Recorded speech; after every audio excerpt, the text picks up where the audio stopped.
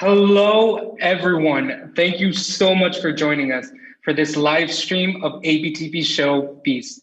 We're going to get started in just a moment. My name is Carlos de Santiago, and I'll be your MC for the evening. I'm an ABTP alum and currently a senior at the College of Worcester in Ohio. I also performed in the version of Feast we'll be watching tonight.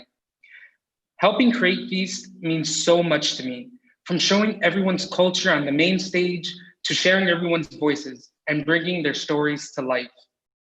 Before we get started, I'd like to remind everyone that this is ABTP's first time trying out this kind of live stream. So please be patient, and if we run into tech difficulties, just bear with us. Also, we have currently ABTP Youth Ensemble members and ABTP alumni watching with us this evening. Would any ABTPian say a quick hello in the chat? We invite everyone to interact in the chat during the live stream. This live stream is totally free for everyone to enjoy. It's our gift to you today on Giving Tuesday. However, if you would like to make a donation to ABTP tonight, we would put the link to ABTP's giving page in the chat. This year, we're raising money to support current ensemble members' technology needs so that they can be successful in online learning at school and during virtual ABTP programming. We just passed our original goal of $10,000, and we're excited to see if we can make it to $12,000. Without further ado, please enjoy this recording of Feast, ABTP's love letter to Chicago's immigrant food culture. Thank you.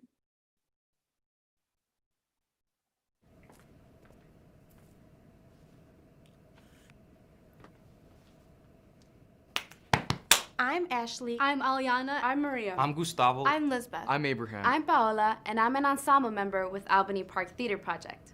Albany Park Theater Project is a multi-ethnic community of youth artists with a mission to make our world more beautiful and just. Since 1997, we've made our home in the Albany Park community. On Chicago's northwest side. One of the most diverse neighborhoods in the entire country.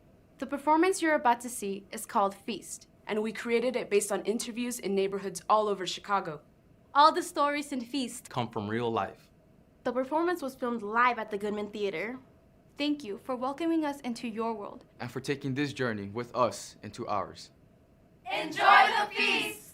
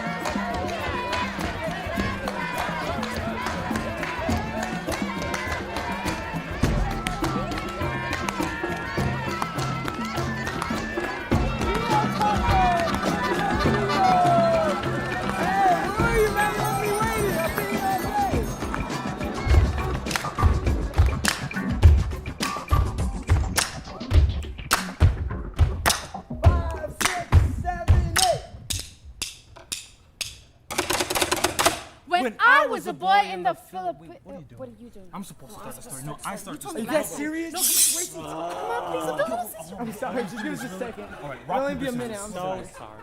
Please just wait. You get? When I was a boy in the Philippines. Our hero, Francisco. When I was a boy in the Philippines. Our setting? Urdaneta, Pangasinan. Gateway to the northern Philippines. When I was a boy in the Philippines, my parents gave me a small, young cow. Francisco came from a poor family. I had to earn money so I can go to school. When I was 8 years old, my job was to feed the cow until it grew. Francisco's first day with the cow. I woke up so early that the morning dew was still dropping from the leaves. A cool breeze rustled the grass. Birds sang. More birds sang. More birds than you can possibly imagine. Not that kind of bird.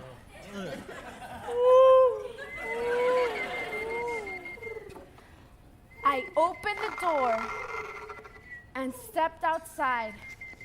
I walked to the tree where my father had tied the cow. As I approached the tree, I saw the cow staring at me, and I stopped. I stared at the cow, and the cow stared at me.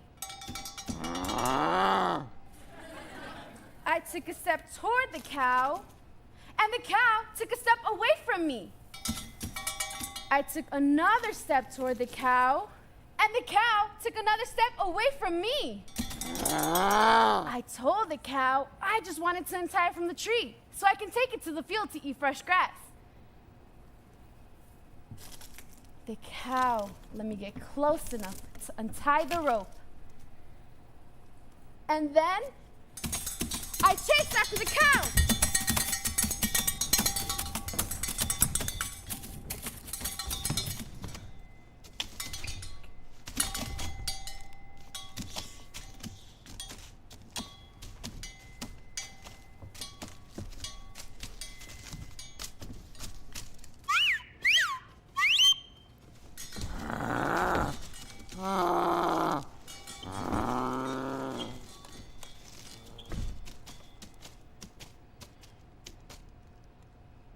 Do you like apples? It's just an apple, see? Look. Mmm.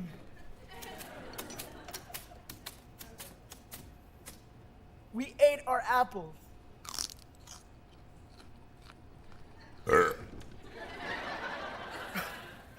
And that became our routine every morning. Time passed. And my cow grew bigger. My cow and I had many adventures, like the time we were traumatized. Tyrannized. By A fly. A fly? Yeah, a fly. It happened one peaceful day when my cow and I were relaxing on the shore of a lake. I was skipping rocks on the water.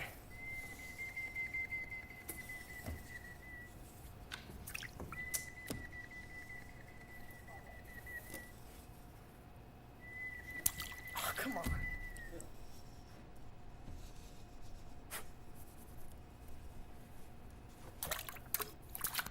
After I skipped the rock many times, my cow clapped for me and swished his tail in the air. And then...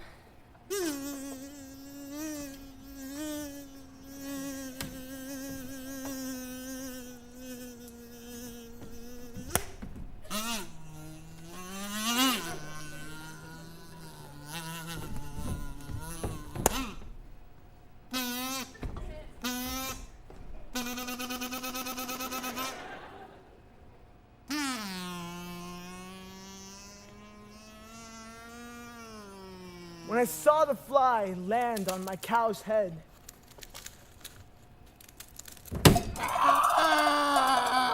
but there was a fly. What are you waiting at me for? I was just trying to help. No, what are you doing? Stop.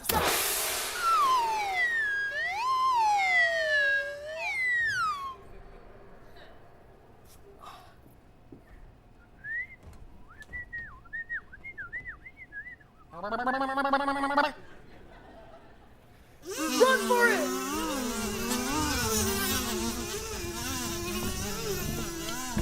Jump!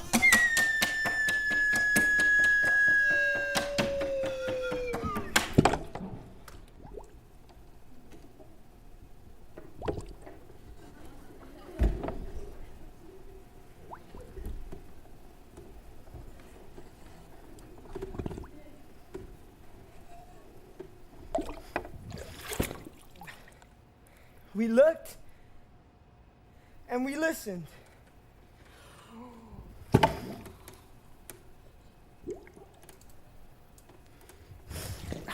Time passed. And my cow grew bigger. We spent every day together.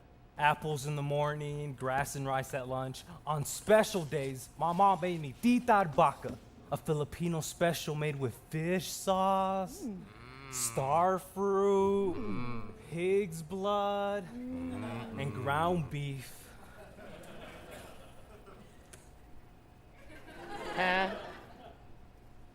Time passed and my cow grew bigger. Another time, my cow and I were far from home. Run for it!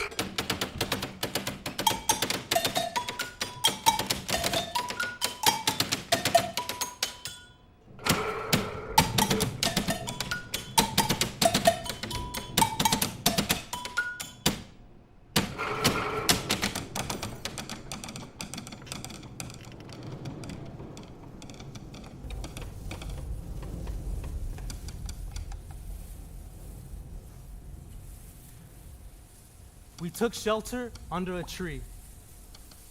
We listened to the rain. It kept raining. And raining. And raining. And raining. And raining. Night came. Oh.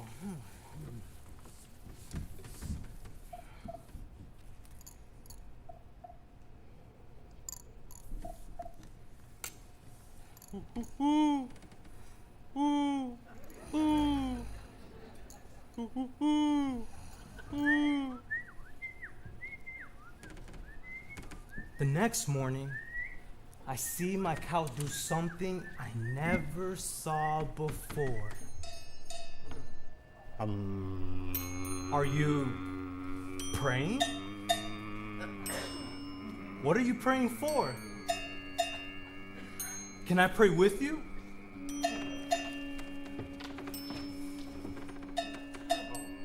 My cow and I pray together. I pray for money for my family. My cow never tells me why he's praying.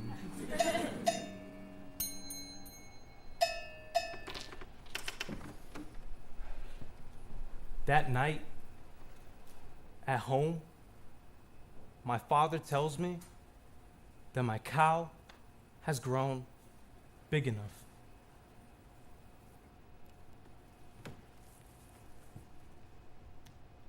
The next morning, I tell my cow the news that I had done my job, that he is big enough, that today my father will take him to the market and sell him. Please don't be angry with me. Are you not going to eat some apple? You're right. I'm not hungry either.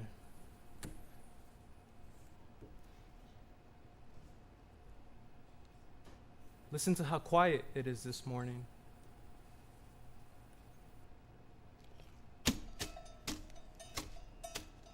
My father leads the cow away.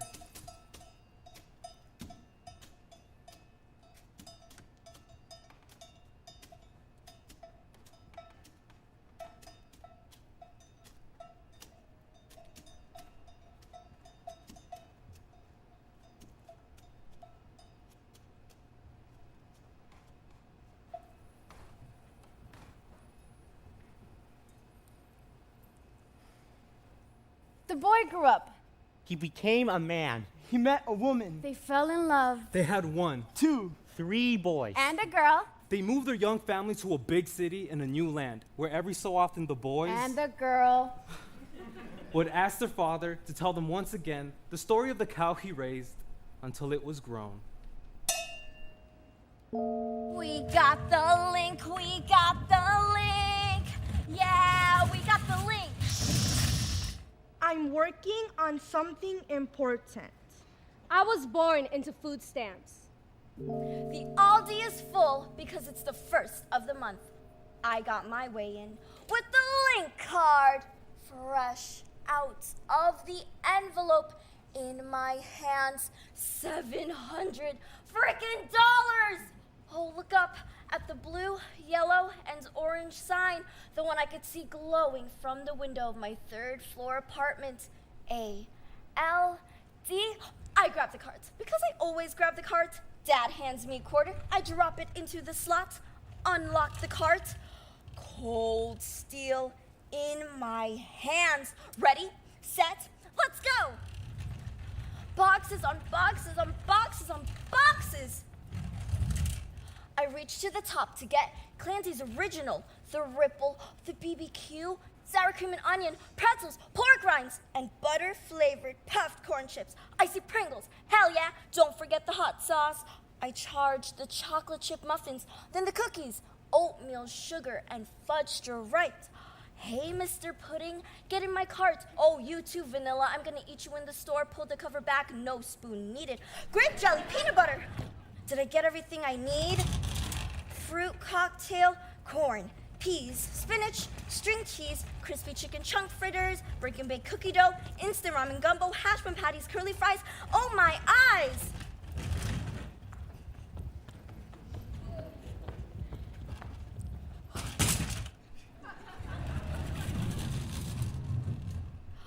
Hello, freezer section. I'm Mina. Thanks for keeping these items on ice for me. Asa mamitas chimichangas. I grab a handful, I shoot, I score, turn back around for some more, and I see White Castle hamburgers. It's what I crave. The smell of grilled meats and hot fries fills the inside of our car as we make our way home on the busy evening streets. Treats we cannot wait to eat, sitting beside us on the seat. Fresh White Castle burgers steaming through a paper bag. See, back when my parents both had work, before they lost their positions, we had what you might call a family tradition. My dad, my sister, and I would file out of the house, pile into the car. We'd pick up my mom from another day at her job, and my dad would ask the already answered question, "Who wants White Castle?" At the drive-thru, we'd all order at once. Classic sliders for my sister and me. For my mom, chicken with cheese. And for my dad, anything with onion rings. And then the endless car ride home. The game we'd play to see who could stay out of the food the longest. Don't be the first one to eat a fry, we'd cry. And then giggled and groaned as we eyeballed our treasure and measured the distance home by the thump, thump, thump of the tires on the streets. Today, I came home from school. Mommy greeted me with a kiss and a serious face. My, I need your help with something important. I paid close attention. I always pay attention. That's how I get straight A's.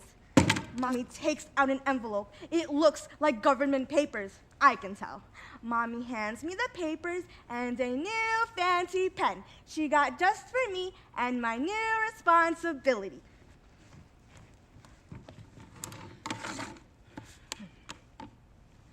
Please print clearly.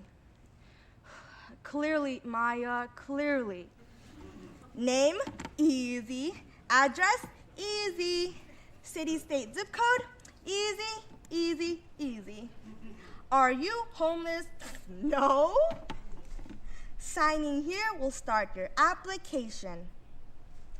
My signature or mommy's? Mommy's. Christina Castillo. Page 1. You are done.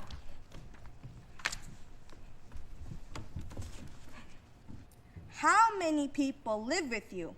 Mommy, Papa, Lucy. 3. Include yourself.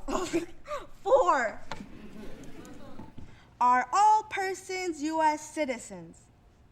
Citizen? Not so easy. Da-da-da-da! Dictionary time!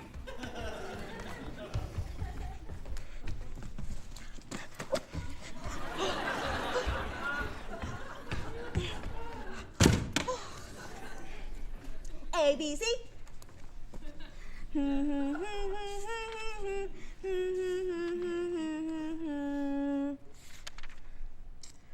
Citadel. Citation. Citizen. An inhabitant of a city or town. Yes, I am a citizen.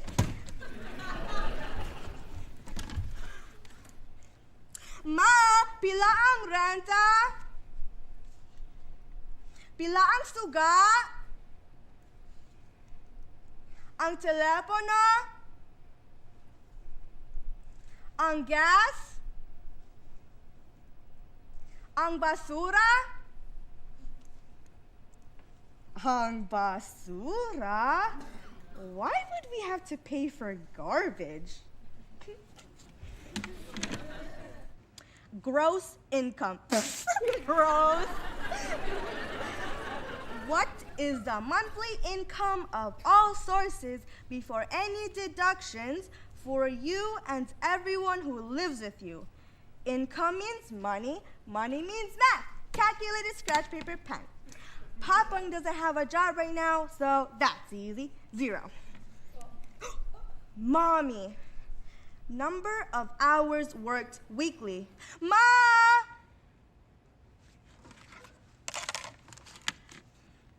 But sometimes Mommy works nights too. And some weeks she doesn't get any hours at all. And sometimes she cleans houses for extra money. Okay.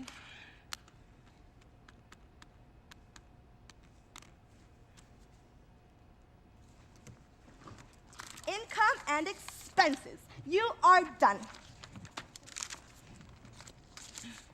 Name of person completing this form. Me, Maya Castillo. Relationship to applicant, daughter, age 11. The information on this form is subject to verification. If any information is found to be inaccurate, you may be denied food stamp benefits. The person can also be fined up to $250,000, imprisoned up to 20 years, and may be subject to further prosecution. I certify under the penalty of perjury that the information I have provided is the truth to the best of my knowledge. Signed, Christina Castillo. Now for my homework.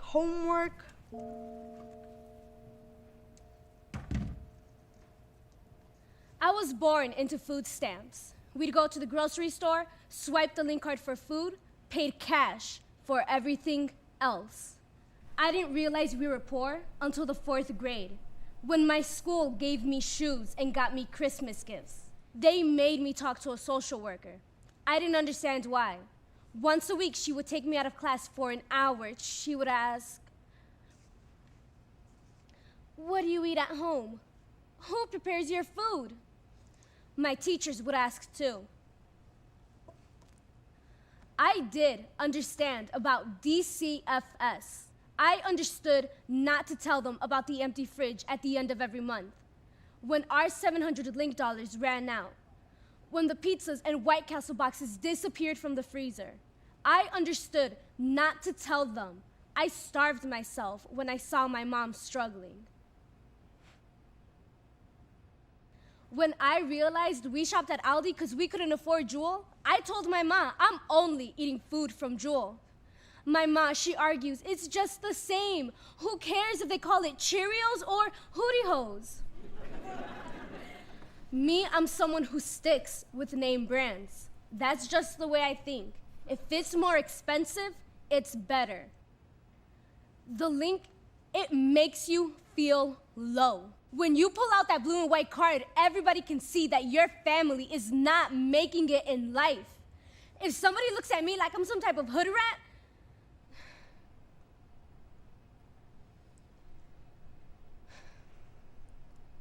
I should be careful with my words. Okay, I have this image. I guess I can say it of ghetto. The way kids at school make fun of ghetto, I never want to be compared to that. Now, I'm not saying I want to be compared to this rich, high-class white person, but I do not want to be considered this low-class, ghetto-looking trash. So, here's a question for all of you. How many of you have been to the public aid office?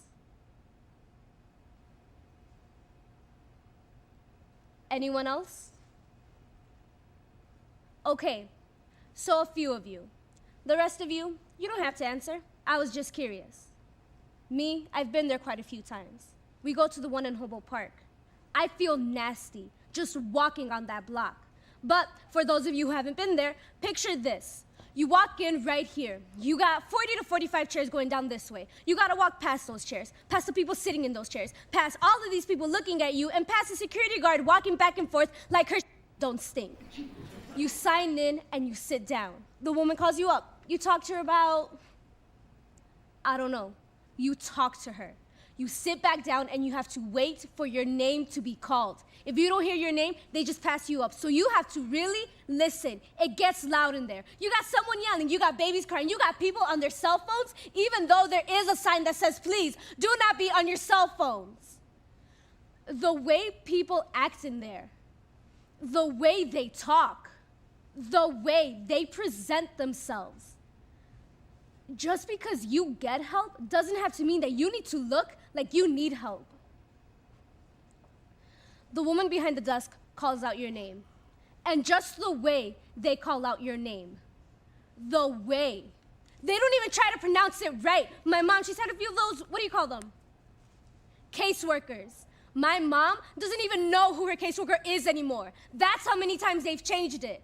I don't know, maybe it's the years of bullshit from people, but I would think if you work in that line of business, you would have a little more compassion. The day I will take my mother off of Link is the day I will celebrate. I do plan on going to college and getting a job. What's gonna happen to me? That's not a concern. I know I'll manage out. Find a way. Something that's gonna support me and my mother perfectly. That's the life goal I'm going by. The Link. The Link is not my future.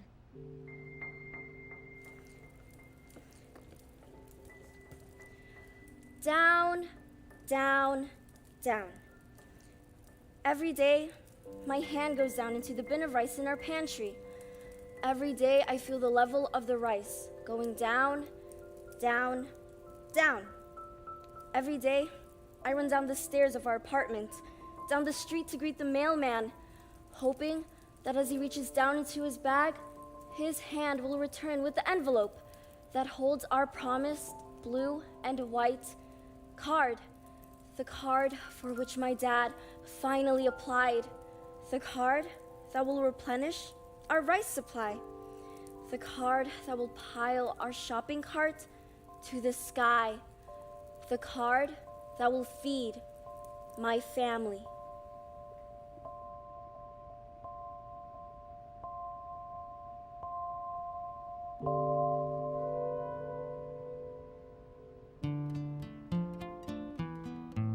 En el mundo de la caña no hay compasión para lamento. Trabajar doblando el lomo, sin que importe el sufrimiento. El pito de la central anunciaba muy contento que se había ido la bruja. Era el fin del tiempo muerto.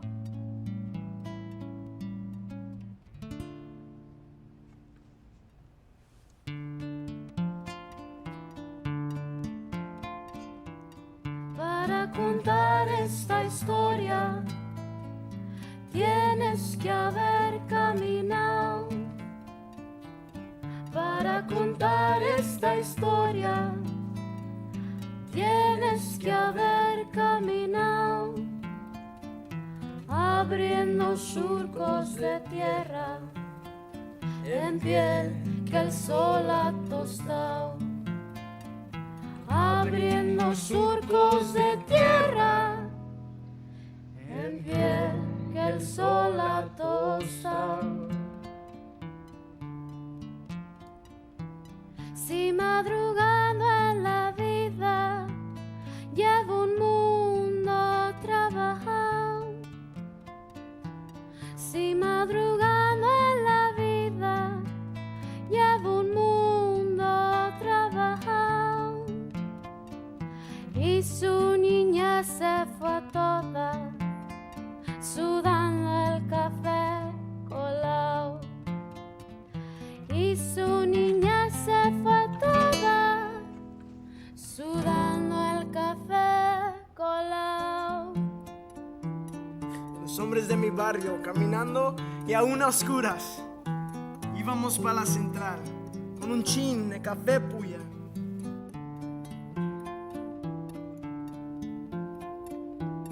Cortando caña en los campos con su machete amolado. Cortando caña en los campos con su machete amolado. Y con los piecitos sucios de tanto camino andado. Y con los piecitos sucios de tanto camino andado. Nos mandaban a cortar por 1, 2 o 3 horas y después escogían a varios y los demás esos sobran. Los mandaban a su casa sin mediar ni una palabra, sin paga, sin dar las gracias, sin esperanza, sin nada.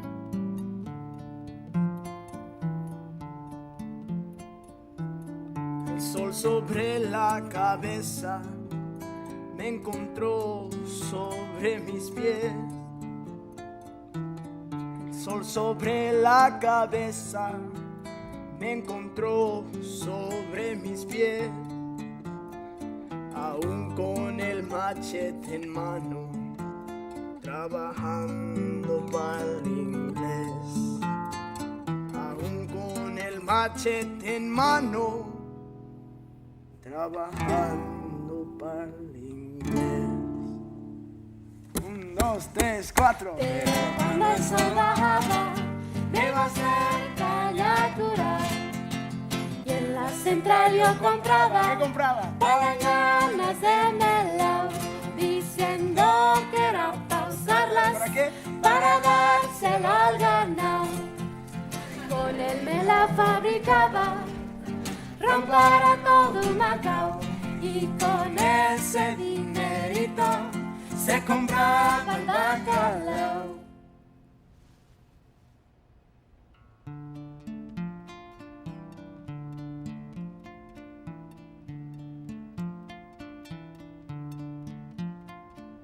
La historia de mi abuelito no es su historia nada más. Es la historia de mi isla, que duerme en medio del mar.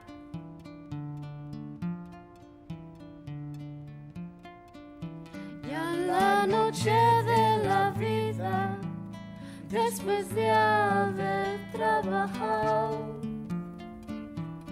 de sol a sol en la finca y en la central y el colmado, descanso al fin mis pies duros en este sillón sentado. Descanso al fin mis pies duros en este sillón sentado.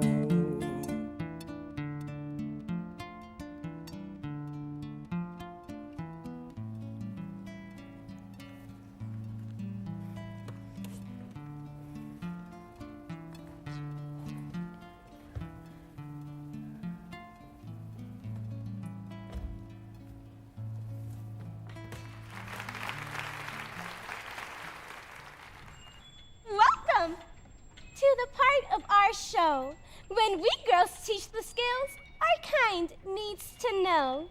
We'll do it with grace, mild and sweet. Don't fear. We've removed all the hairs from our chins to our feet. From our chins to our feet. Lesson 1. Obey. Lesson 1. Obey. 1, 2, 3. Here we go. I know my ma. I know my pa. I know my sister with a big ginormous bra. My mom gave me a nickel, my dad gave me a dime. My sis gave me her boyfriend who hit me all the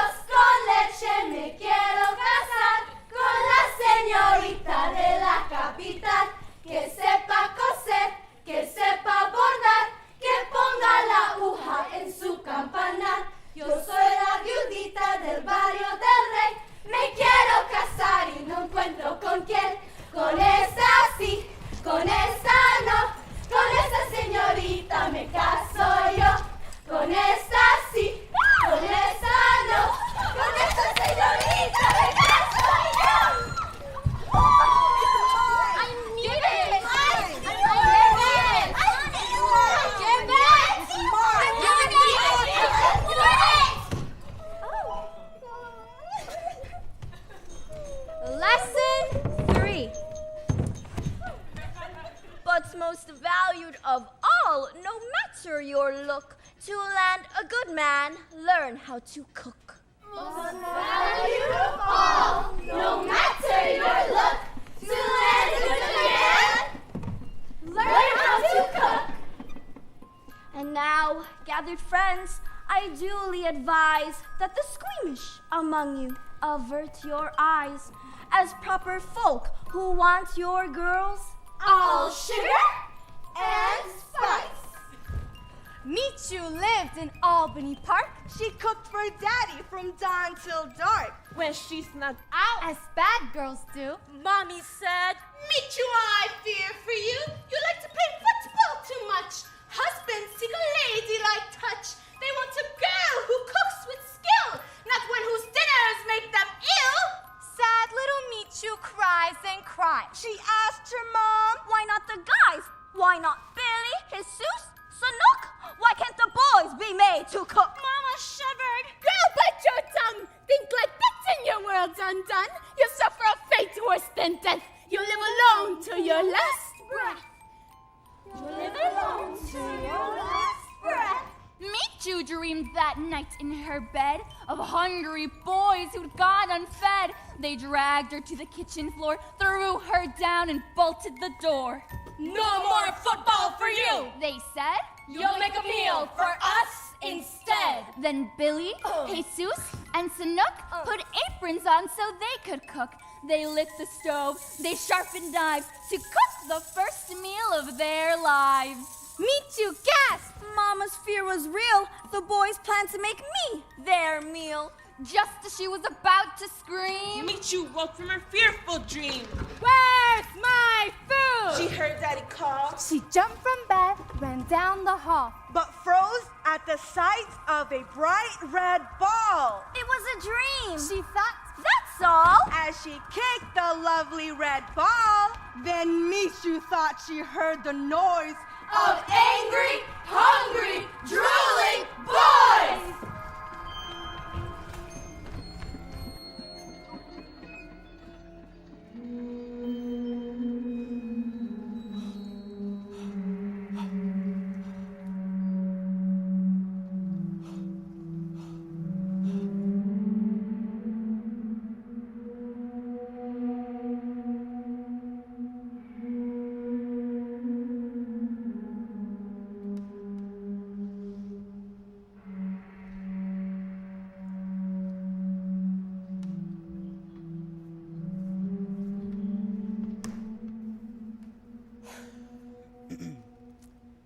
The first one was hard.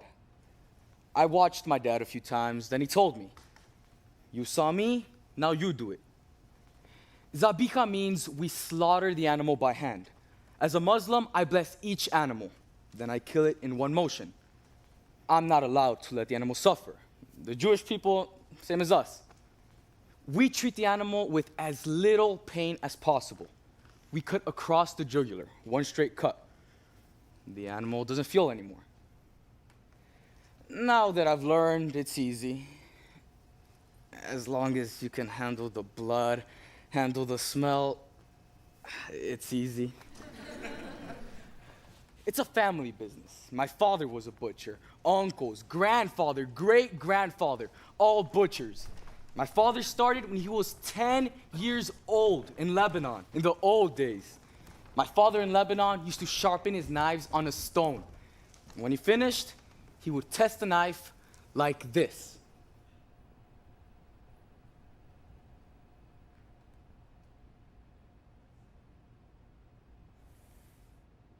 It's in the family. My dad taught me, you learn with your eyes.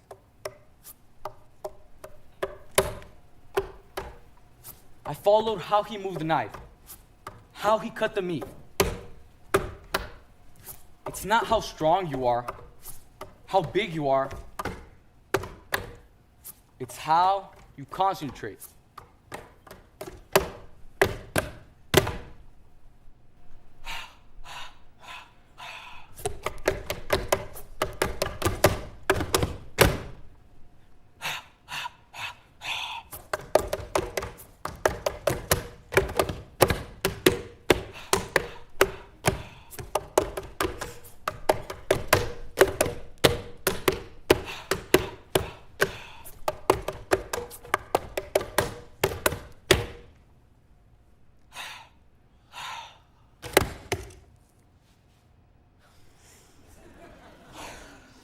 You will make mistakes.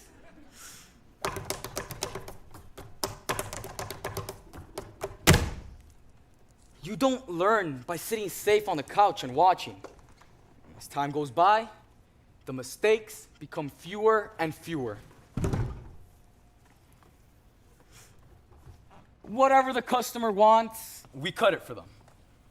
My customers, I have Arab, Mexican, Indian, Pakistani, Filipino. Everybody's different. The easiest customers are Mexican. They come for barbacoa. I can leave the bone in, no trouble. Arabs, they want the meat one way for shish kebab, another way for kibbeh. The hardest customers, Indian and Pakistani. Not as people, good people. But they want very small pieces. They keep saying, a little smaller. A little smaller.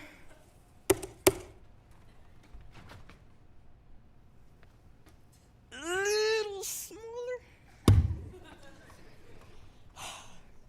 Last week, we did 40 lambs. That's 3,000 pounds. Holidays, we do up to 5,000 pounds. I can tell when the animal is still walking if the meat is going to be good or not. I've been doing this 29 years. My dad's been doing this since he was 10. You see meat every day. 10 hours a day, you learn. If one customer calls to complain, we're surprised because we got that good at our job. Customers that came the day we opened 29 years ago still come to this day. We make delivery to Schaumburg, Downers Grove, Naperville, even to Champaign, Illinois. We got delivery. From right here, Kedzie and Leland in Albany Park.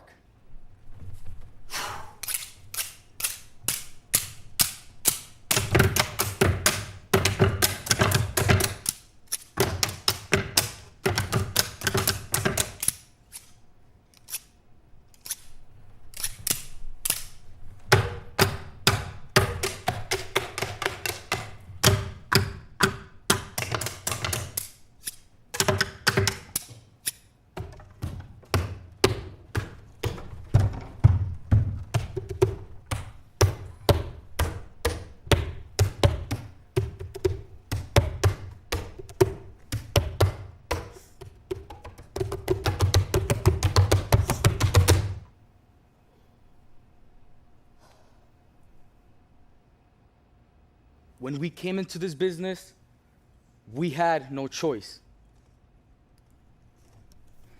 We came to this country in 1976. The reason my dad came to this country, it's not for money. It's the civil war in Lebanon. The day we left Beirut, we walked through the airport. They had guys with machine guns. I'm 13 years old. I'm seeing tanks protect the airport.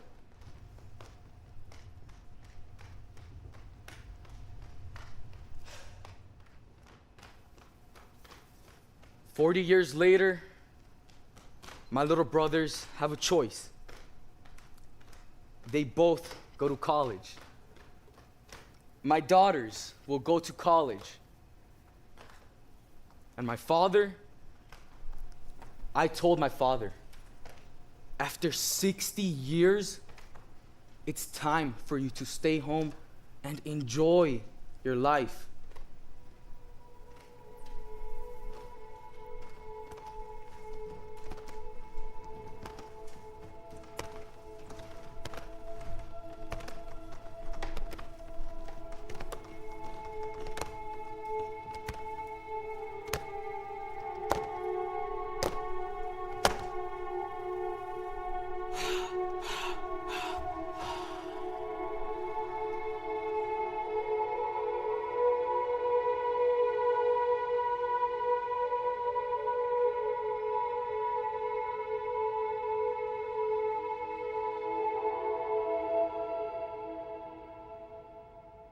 It's hard to believe that our feria, our beautiful festival, started around this old table. That was 10 years ago, back in the early days of Universidad Popular. Our group of women would get together once a week to discuss our issues. Only a handful of us in the beginning. Some had been abused by their husbands. Some had been abused by life. One week, our theme was self-esteem. So I asked the group, what do you see in yourself that you like?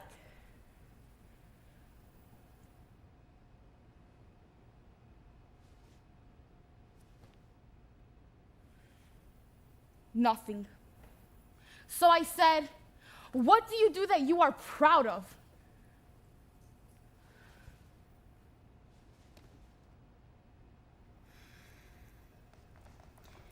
There are moments in the life of a woman when she doesn't like anything about herself. What she is, what she does, what she has, what she looks like. Okay, so we are good for nothing. Okay, but tell me, there must be something you do that you know in your bones you are good at. I make a mean mole. Okay, see? No, my mole is really good. My mole is the most delicious. Our mom's mole is so good. It's true, our mom's mole is the best. Good. We all take pride in our mole. What do you say we make mole next week? I'll do it. I'll make mole for everyone. Each of us will make una cazuela de mole. And as you make your mole, I want you to think about how it makes you feel, about who you are when you make mole. Next week, we will bring our family members. We will share our moles and our stories. And we can vote for the best mole. We could give out a prize? Yes, all right. We will vote for our favorite. We'll even have a prize. It will be a Feria del Mole.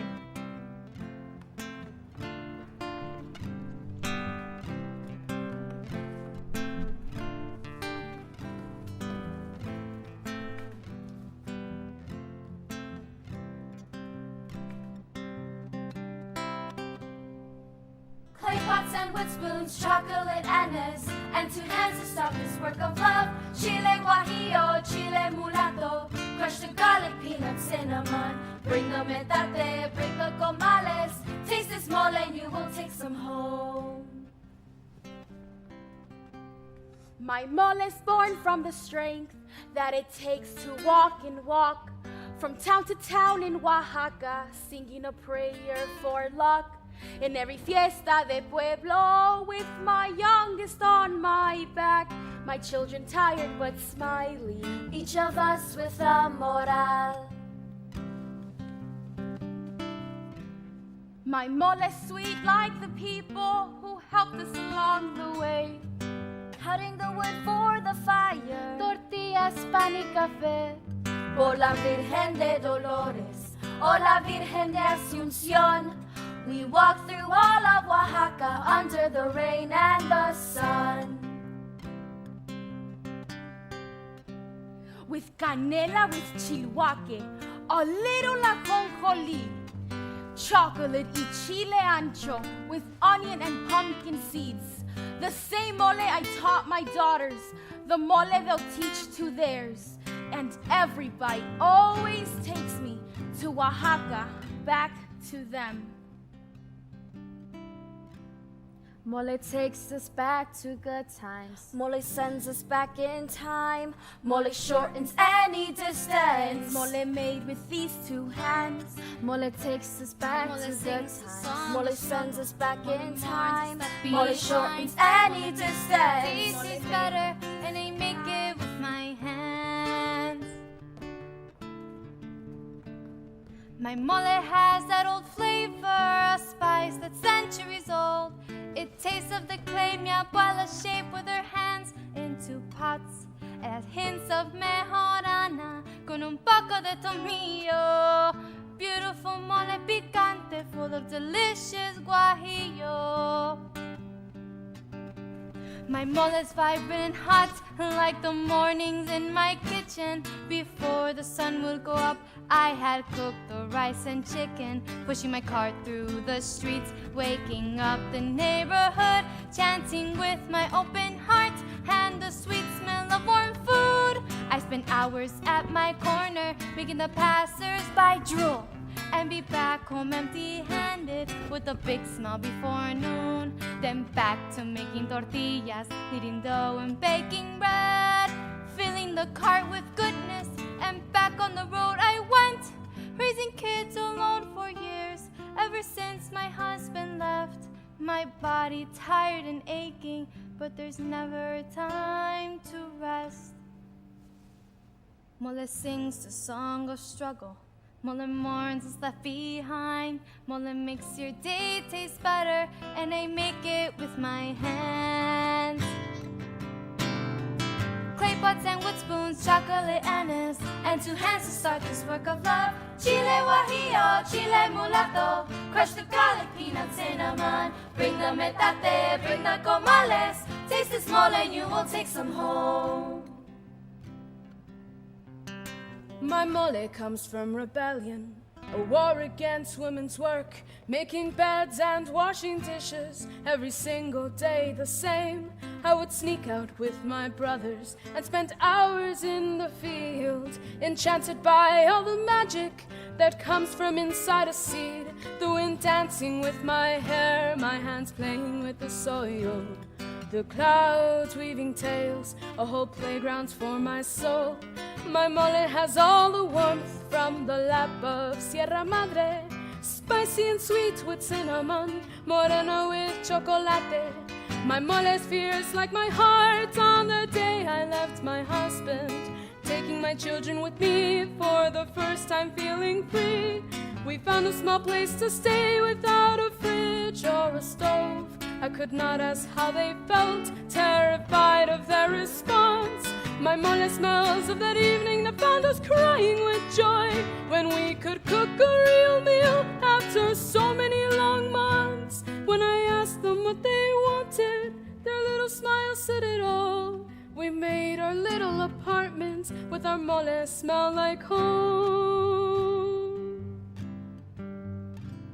Mole lifts the tired spirit, mole brings the love inside. Mole speaks of new beginnings, and I make it with my hands. Mole warms the frozen Mole lifts the tired Mole sings the song. Mole takes us back to friends. Mole sings us back and it makes your day Mole better. any biscuits.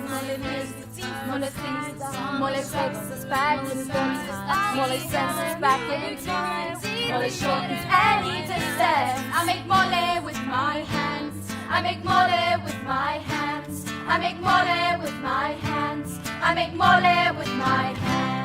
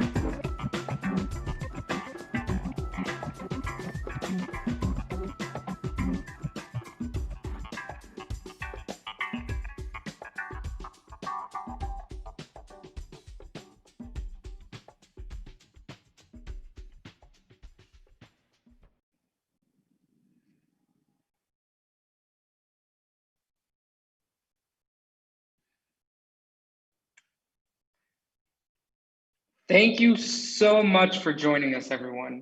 We are so grateful that you were able to come tonight and to celebrate Chicago's immigrant food culture and this awesome ABTV community we are all part of. We're going to talk with some of the original cast for a few minutes, but before that, we're going to put a link to donate to ABTP in the chat in case you'd like to make an optional Giving Tuesday gift. Some examples of how ABTP will use our donations tonight include helping our youth artists get faster internet at home, providing working laptops, or helping repair broken phones. A generous donor has agreed to match your donations tonight, dollar for dollar. Thank you. Now let's chat with the APTPians about what it was like to make Feast.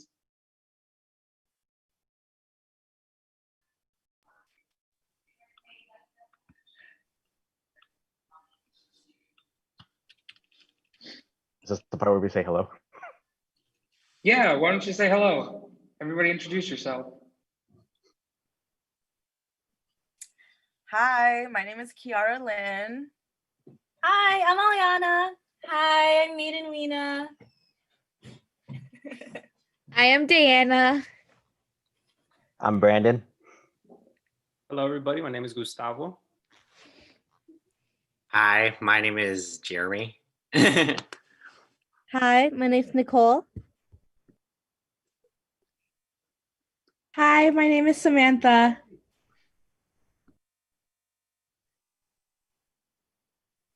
I think that was everybody. If we want, why don't we start about our favorite memories about performing at the Goodman Theater? Samantha, do you want to go?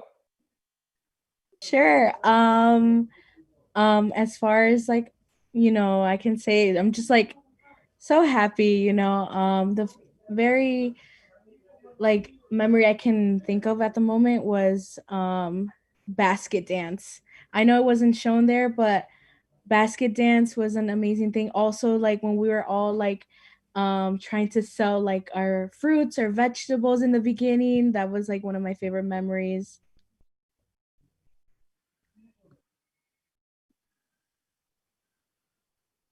I know mine would be always watching anyone scene just from the stage, like acting like one of the audience members, and seeing it from their perspective. It was always so cool to see it, or seeing it in the green room, like downstairs by the dressing rooms. Yeah. I think for me, it wasn't necessarily one specific moment, but I think just the space we created. Like the space we created is just a memory on its own.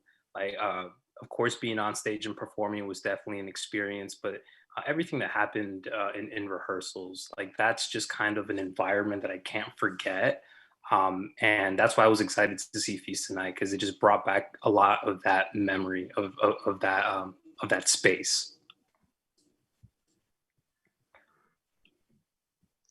I would want to say during like while watching this whole like thing tonight, I just keep on having like all these like really fond memories of what we did like backstage and every single show we did. I remember the first our first ever show we did during the opening. Once Hector came in, I remember this like loud roar of like audience cheering, and yeah, it's just like it's bringing me back like so many memories. Like I wish I could like go back, because I just remember this being like this bringing the most like happiness like out of me that I had in a long time. And yeah, it's just like it's just like a wild like nostalgia trip for me. One of my favorite moments while doing Feast was doing the quick changes for Sarama dolls. And I know helping Maiden Weena and Kiara, like I think we had to change, or they had to change for like in like 2 minutes, and just like that rush and just all the energy in, adrenaline in the dressing room was just, it was one of my favorite times. I think my favorite thing was being backstage in the dressing rooms and then just hearing everybody singing during moleras, during sugar canes, like just hearing all the voices just penetrate through the mic. And it was just so calming. And then you would know exactly where in the show you were. So it was just nice to know what everyone was doing their own thing and they were just rocking on stage.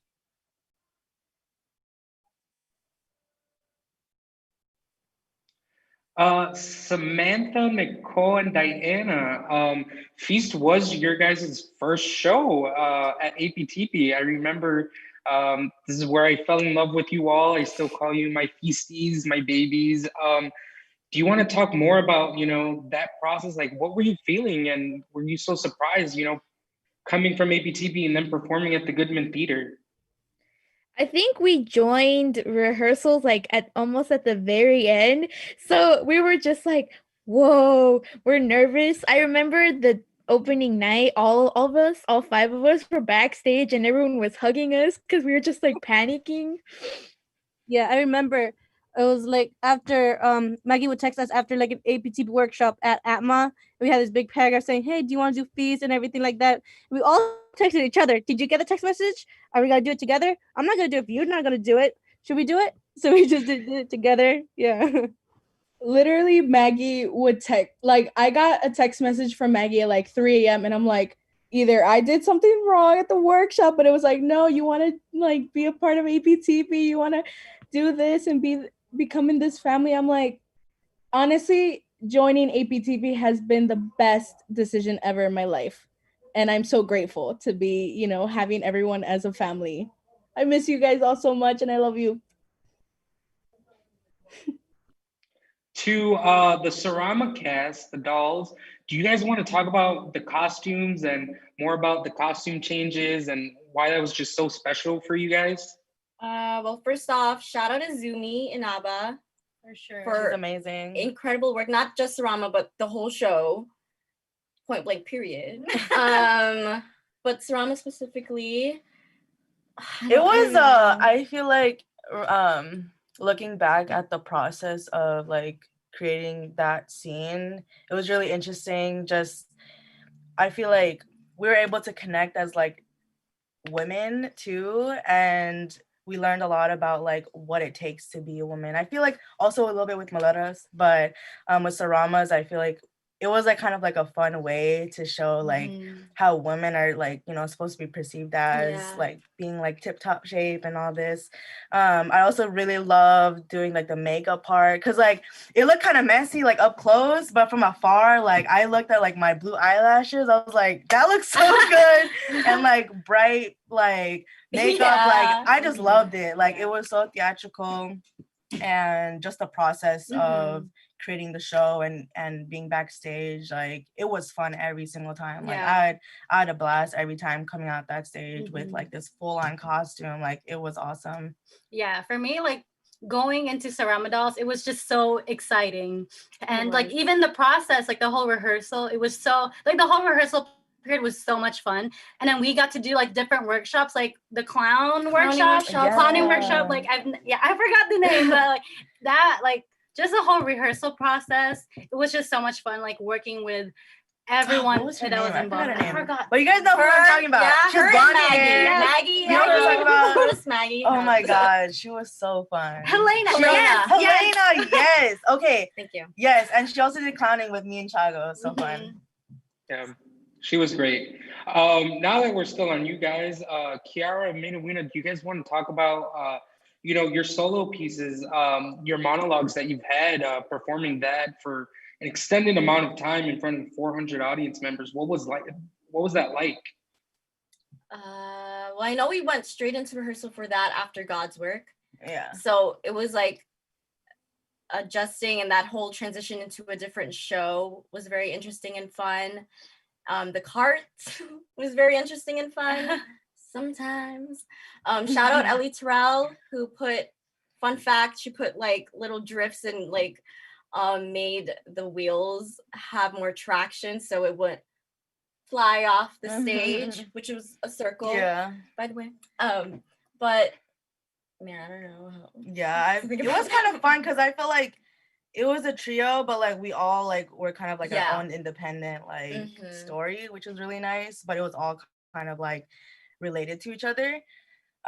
One really funny story is that like that lollipop that I was using that lights up. So like this one time, I guess it was loose, but like I brought it up and it like flew off, and like a audience member like tried to give it back to me, but I had to like play it off. I'm like, I don't need that.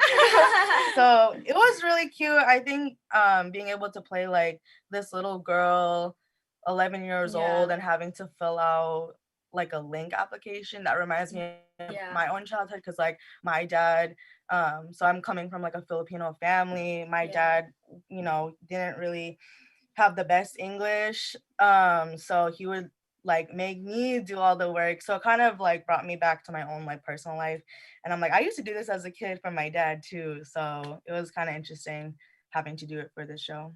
I also think the process too, we watched the first feast. Mm-hmm. So of course there's this thing where we try to compare ourselves to the first show, like those characters, but like making the process, it seemed so brand new and there wasn't any like pressure to be perfect or in regards to like the first show. We were able to make it our own. Yeah. Which is really cool. Like they made it their own, like the OG people. Yeah. And then we made our own, and honestly it was probably like one of my favorite performances that I did personally. Me too. That's great. Thank you guys. Jeremy, Gustavo, you guys were part of a tremendous sound scene creating the cow. Do you guys want to talk about that process and you know what that was like? That scene is just amazing. That's one of my favorite pieces. Yeah, I can start.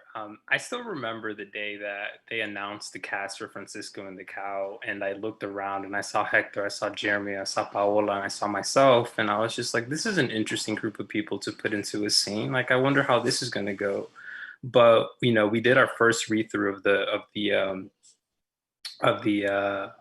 script, and it sounded like really great. We were just like, wow, like we're a great team to have together.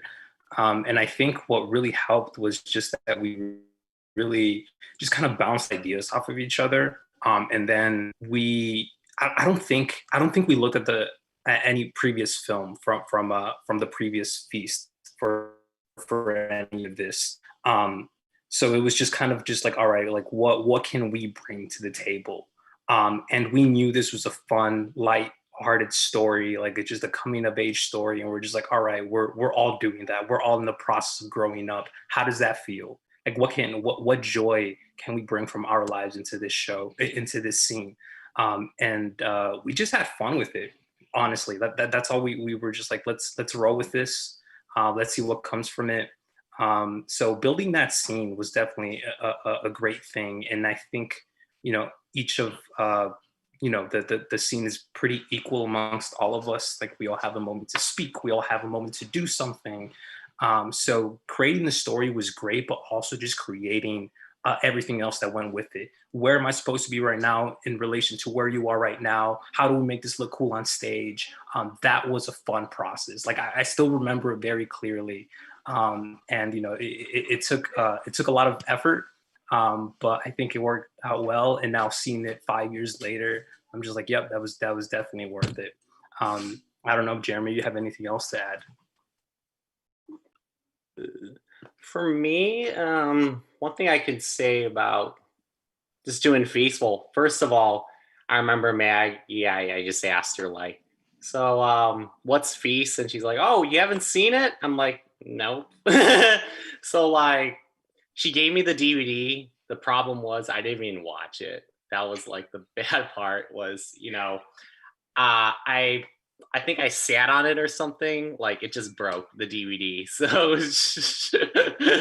I honestly, like for me, I thought this was like a very, it felt like something that like it was able to show our skill sets. One thing about like Hector, he's very musical.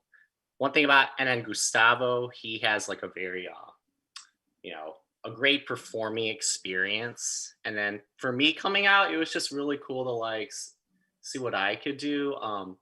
One thing that was really cool was like, you know, the animal sounds. I really liked just making those sounds. A lot of my inspiration really came from watching a lot of animal documentaries. I was going through a weird phase in my life. So, you know, watching like cows and stuff, and like watching movies like Star Wars. Like literally, that's all I like. That's what I was thinking in my head. Like, but that's the thing about like one thing I like about APTP is that it just allows you to just sort of like as an artist like bring in just personal things, just like who you are as a person, and then bring it into a performative style, like presentation to people. And just being more, it's one of the most authentic type of performing. Like when I got to college, it was just a lot of like, I saw a lot of theater that was just really like, it's based off of trying to imitate everyone, like imitate this person, imitate that person, but it didn't feel like I was like myself in a sense. The one thing I could just say about like working with APTP was that they gave us the space to really add the context of our personal lives. And the cool part about that Francisco and the cow is I still like wear those high top shoes once in a while, and that jacket, I still have it. That's the crazy part, is that I'm like, oh man, I don't even think about like what I wear, but I look at the shoes like, oh yeah, this wasn't a show. That's so weird. But it felt just so natural. Like, whatever you have for clothes from the show, like if you still wear it, just wear it. It's kind of funny. But Yeah. that's all I could say. Thank you, Jeremy. Thank you, Gustavo. I mean, my funniest memory of watching you guys do that scene is I'll never forget. I asked Gustavo, I'm like, wow, you have to bite a lot of celery, and he would tell me, man, I hate celery. It's disgusting. So every show, I would just laugh because he was just so committed to the celery. But we have one question from our viewers today. Is anyone still doing theater today? I can answer first. I go to the College of Worcester. I'm a theater and dance major. So yes, I am still doing theater today. Well, I'm not doing theater anymore, I guess, but I'm still doing. I work in a costume shop at my theater in Beloit, so I'm helping make costumes for their shows. It's not theater, but I'm into cinematography and the filming of like shows and stuff and movies and stuff. So yeah. I I'm am not. not in theater, but I went to Columbia for 1 year for dance. Got out of Columbia, but I'm still doing dance, just not in school. So. For me, I'm not doing like theater, like acting physically, but I did take a theater like appreciation class, like the history of theater, a few semesters ago. So that's my like whole contribution to it. Yeah, I just graduated from college in my 4 years there. I was pretty heavily involved in the theater department. I did everything but performing. It seems like I worked in building the sets. I worked running the tech, learning the tech. I did a little bit of directing, which I absolutely loved. So that was me in 4 years of theater in college. But now, I just graduated and now I've returned to APTP, and I am a teaching artist with APTP. So I work with our school-based program, mostly middle school, some high school students, and teaching them how to express themselves creatively. And it's been fun. I've enjoyed it absolutely. And I don't know how much theater will be part of in my future, but for now, it's something that I really do enjoy, and we'll see where it takes me.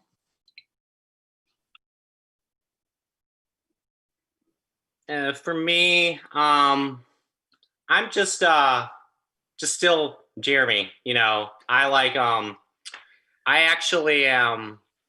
I'm working in retail and I'm enjoying it. And the thing that I do a lot is I actually perform a little bit as a cashier. So, and I went to college. I actually did theater, but then graduated with a independent study in drama studies through film, literature, and dance. So I did it more of like an interdisciplinary and created like a dance scene for Romeo and Juliet. And I actually got more into my classical roots.